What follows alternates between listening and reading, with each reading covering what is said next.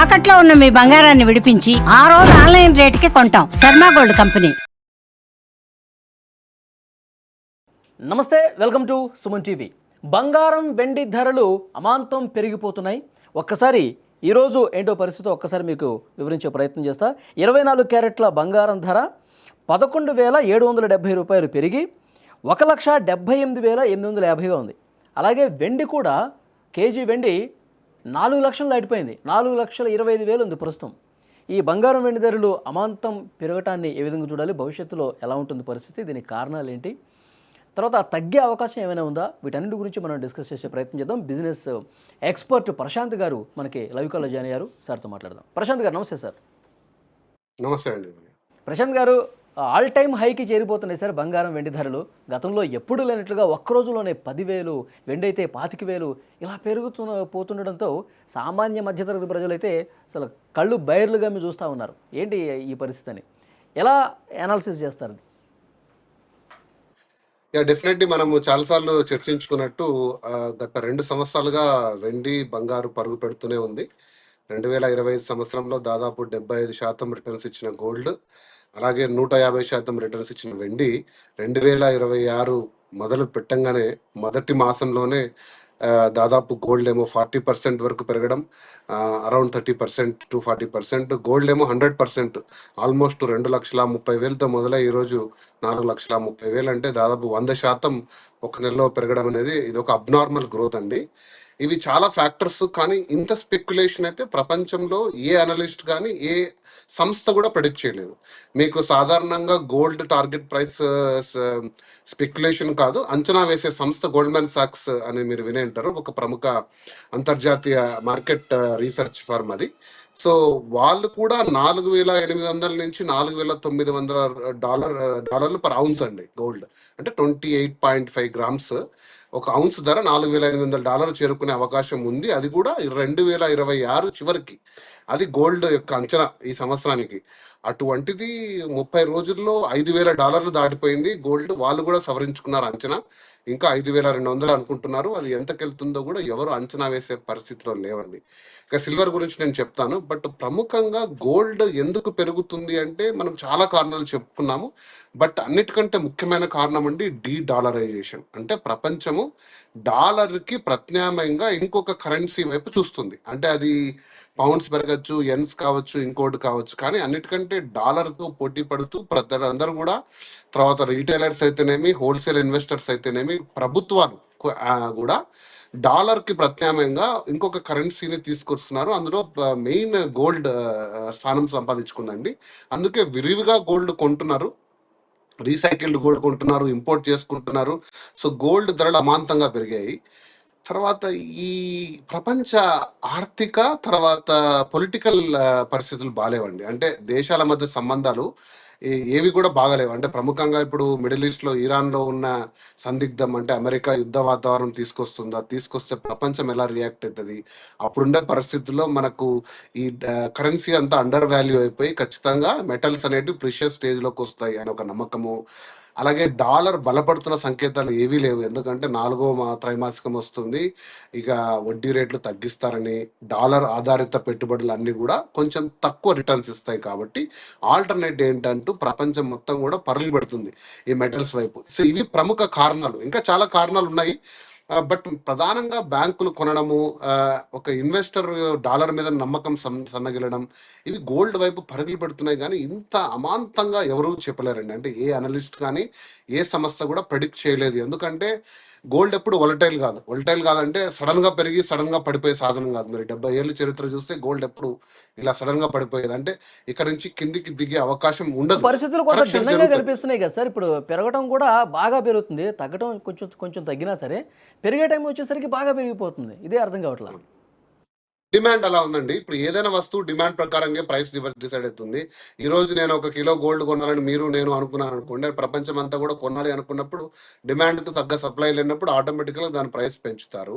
ఇక రెండోది ఏంటి అంటే మనకు గోల్డ్ అనేది ఒక హై డిమాండ్ ఉన్న ఐటమ్. సో కాబట్టి అది పడిపోదు, అది అంటే ఖచ్చితంగా కరెక్షన్ అవుతుంది. అంటే ఒక సంవత్సర కాలం పాటు 6 నెలల పాటు అది పెరగకపోవచ్చు, ఒక 1,000-2,000 తగ్గచ్చు, 5,000 తగ్గచ్చు. కానీ ఇప్పుడు ఇది 10,000 పెరగడము, 15,000 పెరిగినంత పడిపోయే సాధనం అయితే గోల్డ్ కాదు. కాబట్టి ఆ నమ్మకం అంతకంతకు పెరుగుతుంది. అంటే ఈ రోజు ఎంటర్ అయినా కూడా మార్కెట్‌లో మనం ఇంకా ఏదో కోల్పోకుండా ఉంటామే అని ఇన్వెస్టర్లు అనుకుంటున్నారు. చాలామంది నాకు పర్సనల్‌గా కూడా కాల్ చేశారు. మిత్రులైతేనేమి చాలామంది తెలిసిన వాళ్ళు.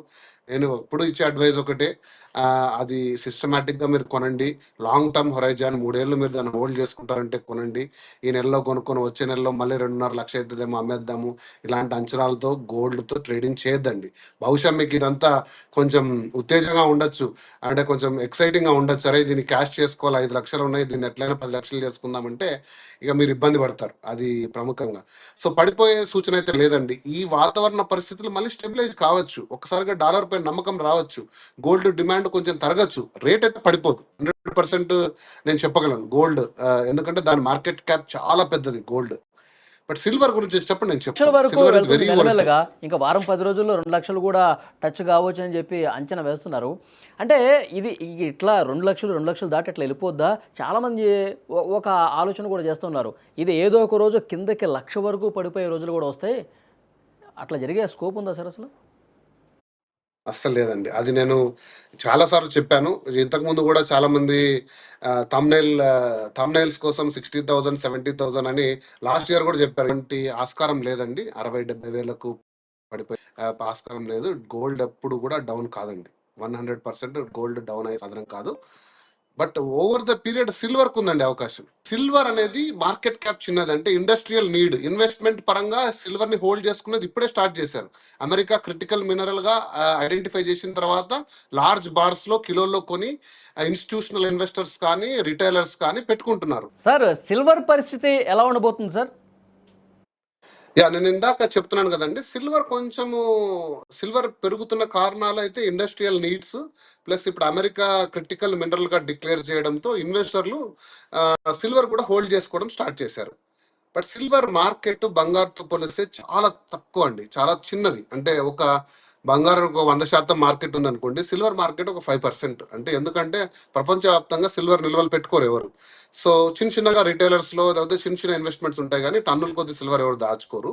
ఎందుకంటే అంత దాచుకోవాలంటే స్పేస్ సరిపోదు. అంత డబ్బుకి ఇప్పుడు ఫర్ సపోజ్ ఒక $1 బిలియన్ గోల్డ్ సేవ్ చేసుకోవడం ఈజీ గానీ, $1 బిలియన్ సిల్వర్ చేసుకోవడం కష్టం. సో, కాకపోతే ఇండస్ట్రియల్ డిమాండ్ ఉంది. So, solar panels, EV cars, EV bikes, electronic సాధనాలు, ఆటోమొబైల్స్ వీటికి డిమాండ్ పెరుగుతూ పోతుంది. దానికి తగ్గ సప్లై లేదు సిల్వర్‌కి. సిల్వర్ అనేది బై ప్రొడక్ట్ అండి. సెపరేట్‌గా సిల్వర్ మైన్స్ ఉండవు. సో, అది జింకో, పల్లాడియం, కాపర్ లాంటి మెటల్స్ ఎక్స్ట్రాక్ట్ చేసేటప్పుడు ఒక బై ప్రొడక్ట్‌గా తీసుకుంటారు సిల్వర్‌ని. సో, కాబట్టి సిల్వర్ డిమాండ్‌తో పెరుగుతుంది. ప్లస్ ఈ మధ్య క్రిటికల్ మినరల్‌గా అన్నారు. ఒకవేళ రిసెషన్ వచ్చింది, అనుకోని పరిస్థితి వచ్చింది, సిల్వర్ అమాంతంగా పడిపోయే అవకాశాలుంటాయి. గుర్తుపెట్టుకోండి, బంగారుతో పోలిస్తే సిల్వర్‌కి ఎప్పుడూ ఒక వోలటాలిటీ ఉంటది. అంటే ఇప్పుడు అంటే అమాంతంగా పడిపోకపోవచ్చు కానీ సిల్వర్‌ని మీరు అంతగా లాంగ్ టర్మ్ సాధనంగా చూడాలంటే ఒక 6-7 ఏళ్ళు సాధనంగా చూడమంటాను. బంగారైతే ఒక 2-3 ఇయర్స్ వరకు హోల్డ్ చేసుకోండి. సిల్వర్ మాత్రం లాంగ్ టర్మ్ ఎందుకంటే కొంచెం ఫ్లక్చుయేషన్స్ గురైనప్పుడు ప్రైస్ కరెక్షన్ కిందికి కూడా వచ్చే అవకాశం ఉంటది. బట్ ఇప్పుడు పెరుగుతున్న వాతావరణం అయితే బంగారంతో ప్యూర్‌లీ పోలిస్తే ఇండస్ట్రియల్. అంత నమ్మకం పెట్టుకునే వస్తువు కాదంటారు. లేదండి. హిస్టారికల్ గూడా సిల్వర్ చాలా కిందకి తీసుకుపోయిన రోజులున్నాయి. మీరు హిస్టారికల్‌గా చూసుకుంటే సిల్వర్ పడిపోయిన రోజులున్నాయి. సిల్వర్‌కి ఇది వరకు చాలా చిన్న మార్కెట్టు. ఇప్పుడు పెరుగుతూ ఎళ్తుంది. కాకపోతే నా అంచనా ప్రకారంగా సిల్వర్ కరెక్షన్‌కి ఎళ్తుంది. ఖచ్చితంగా ఎళ్తుంది. అది 5,00,000 దగ్గర ఎళ్తుందా? లేదా 5.5 లక్షల దగ్గర ఎళ్తుందో నేను చెప్పలేను గానీ, ఒక లాంగ్ కరెక్షన్ అయితే జరిగే ఆ అవకాశం హై ఉంది పాయింట్‌కెళ్ళి సిల్వర్‌కి. మళ్ళీ అమాంతం పడే ఛాన్స్ కూడా ఉండొచ్చంటారా? అమాంతం అంటే మనం అంత అంచనా వేయలేము. కానీ సిల్వర్ డెఫినిట్‌గా 50% చరిత్ర పడిన మీరు ఇంతకుముందు సందర్భాలు గూడా చెప్పారు. ఉన్నాయి. దాని చరిత్రకు పడిపోయిన దాఖలాలు కూడా ఉన్నాయని. 50% పడిపోయిన సందర్భం ఉందండి. సిల్వర్‌కి హిస్టరీ ఉంది. సో, హ్మ్. గోల్డ్ ఎప్పుడు గూడా ఒక 5% కరెక్షన్‌లో జరిగింది గానీ, సిల్వర్ 50% కరెక్షన్స్ జరిగిన హిస్టరీ ఉంది. అంత మార్కెట్ క్యాప్ లేదండి సిల్వర్‌కి. ఇప్పుడిప్పుడు పెరిగింది. మరి అమెరికా డిక్లేర్ చేసినాక క్రిటికల్ మినరల్‌గా హోల్డ్ చేసుకోవడం స్టార్ట్ చేసిన తర్వాత అది ఎంతకాలం ఉంటుంది? డాలర్ మళ్ళీ బలపడితే సిల్వర్‌పై మోజు తగ్గితే, లేకపోతే ప్రొడక్షన్ పెరిగినా, రీసైకిల్డ్ సిల్వర్ పెరిగినా, మళ్ళీ సిల్వర్ కొంచెం కరెక్షన్ అయ్యే అవకాశం ఉంది కాబట్టి సిల్వర్ ఇన్వెస్టర్స్ మాత్రం కొంచెం చూసుకోండి. మీకు వీలైనంత వరకు సిల్వర్‌ని డిజిటల్ రూపంలో తీసుకోమని నేను చెప్తాను. నిపాన్ ఉన్నాయి, ఈటీఎఫ్ ఫండ్ కొన్ని ఉన్నాయి ఫండ్స్.